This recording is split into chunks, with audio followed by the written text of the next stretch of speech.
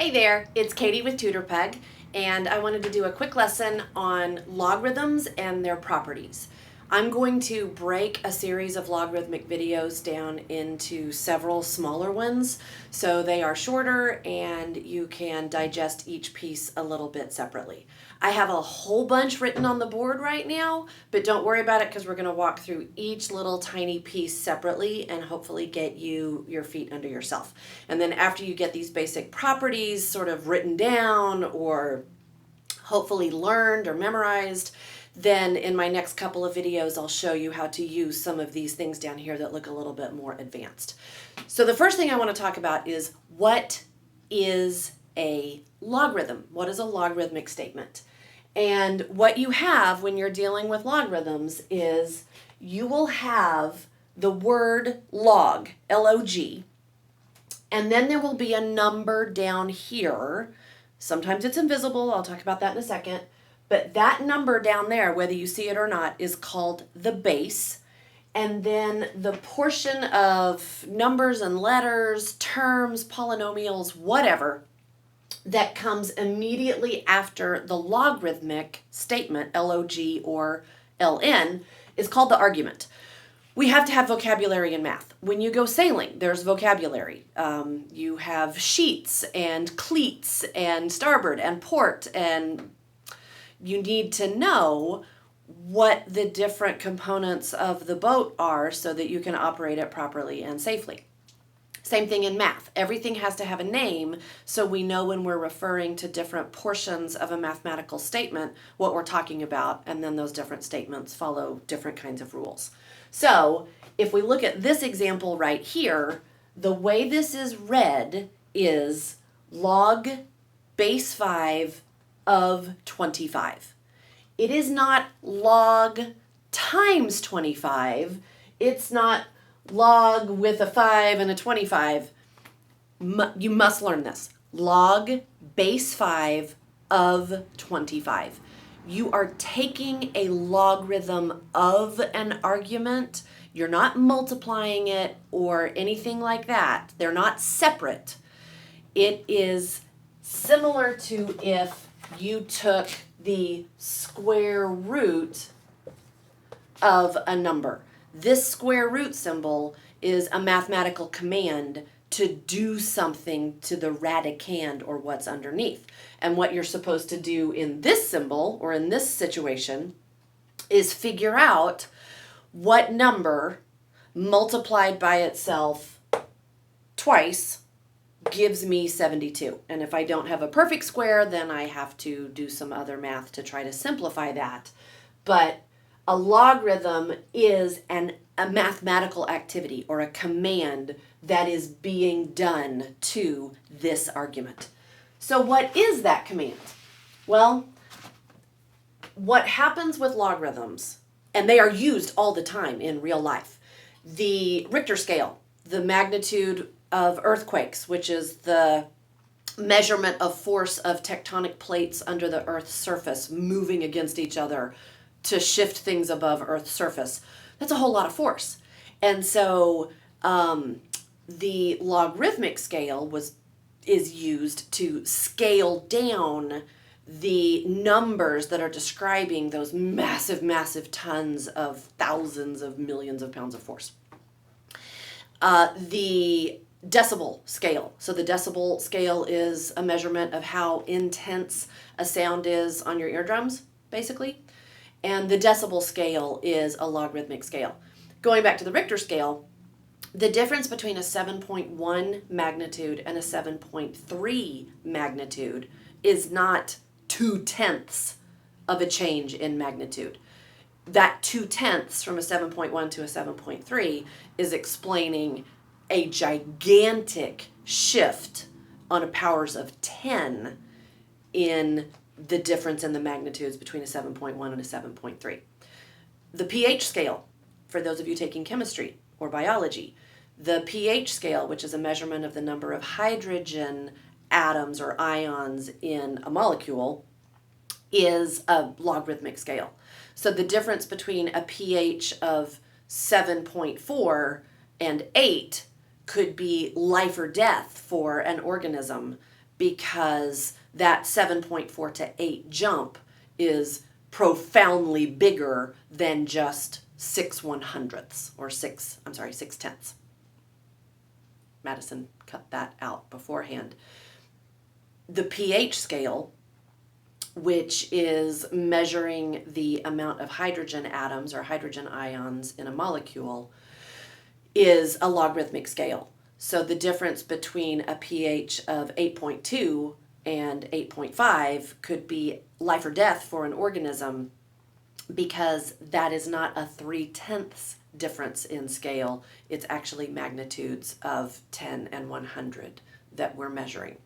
So logarithms basically take gigantic things and scale them down to numbers that we can kind of understand. The whole basis of a logarithm, if you will understand this sentence, logarithms will be much simpler for you to puzzle through. It is asking a question. This statement right here, whether it has numbers or letters or numbers and letters, is staring you in the face saying, hey, I got a question for you. What exponent, what number would I put on the base? What exponent would I raise this base value to in order to obtain the argument? What exponent would I put on the base to give me the argument? That's the whole question of a logarithm.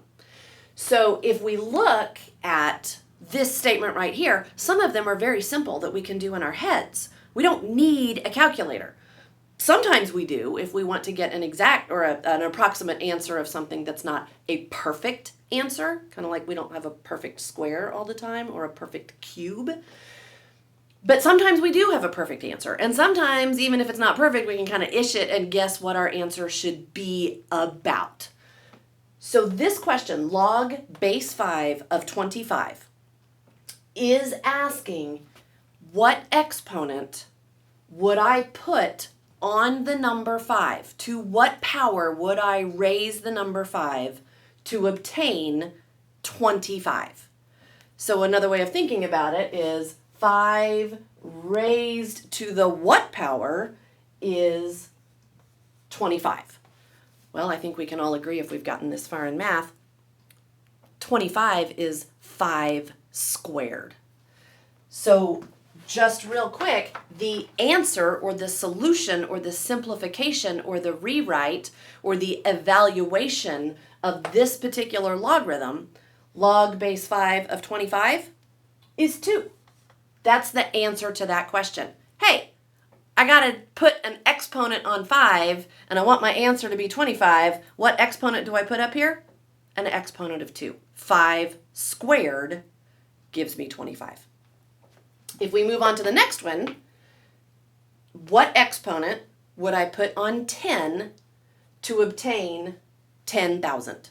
10 to the what power is 10,000? These are actually the easiest ones. If the base is 10, which has a special name, it is called the common logarithm. And the common logarithm actually has its own key on the calculator. It's the LOG key.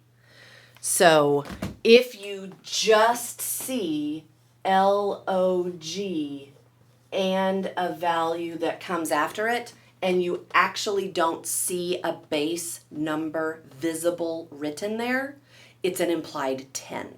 It's like if you see a radical sign and you do not have a number written there where the index or the root should be in the little crook of the arm, it's an invisible or implied 2 for a square root. So on the common logarithm, this could be written log base 10 of 10,000, or it could just be written log of 10,000, and they mean the same thing. To what exponent am I raising 10 in order to obtain 10,000? And I love these. If this is a power of 10, the answer is always the number of zeros. So I hardly have to think. I only need one hand because I still have 5 fingers on one hand, and I only need 4 of them because that has 4 zeros, so my answer is 4.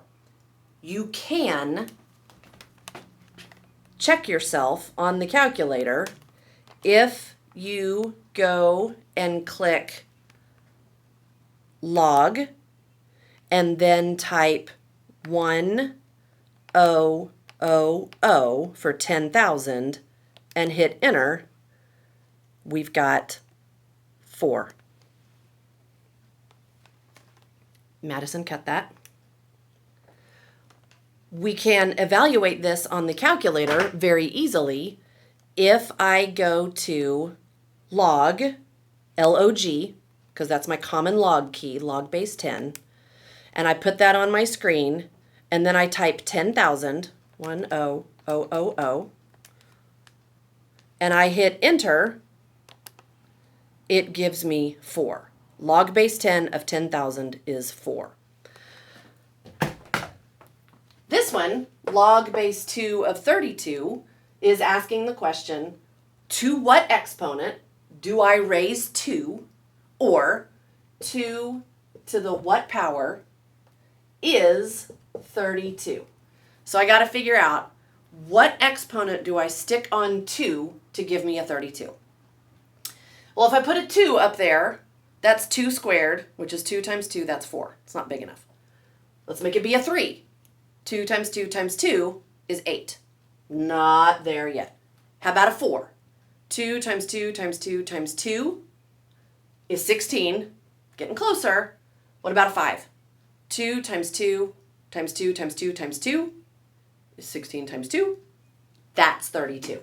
So this guy, his answer, his evaluation is going to be 5. There is another logarithm out there that we use. Pause.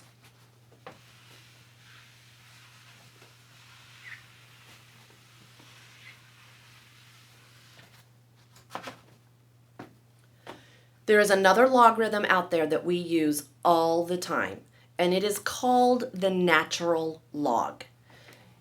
However, it is written as ln, because I believe the French got to it first, and so they named it log naturel.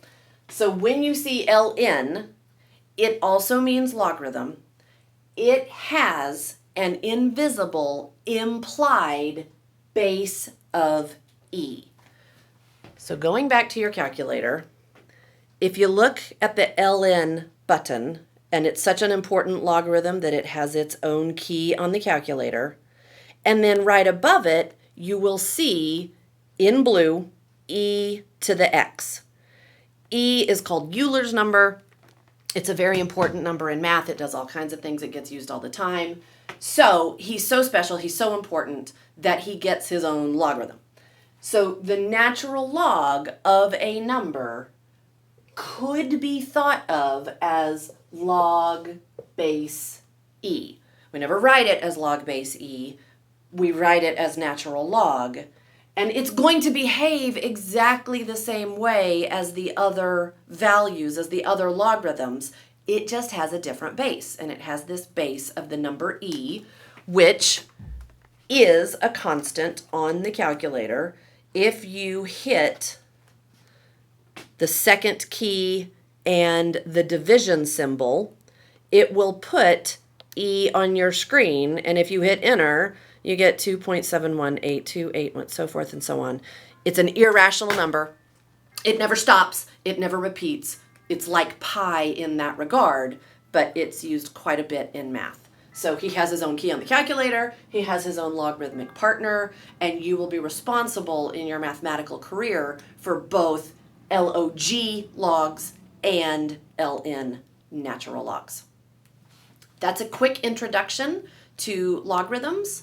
I am going to sign out for now, and then my next video will be talking about the logarithmic properties. Happy mathing!